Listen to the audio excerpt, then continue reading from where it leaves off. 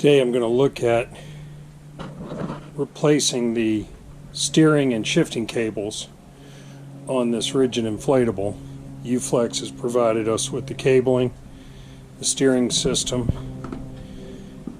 I'll come in real close here and you can see how both the steering cable is cracked. It's a very sharp bend, and the shift cables are all eaten up. And just to give you,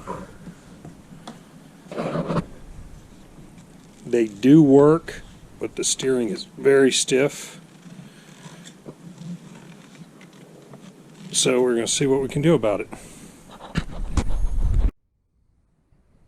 So I've removed the hood to show you. We're going to start on the shift throttle cables.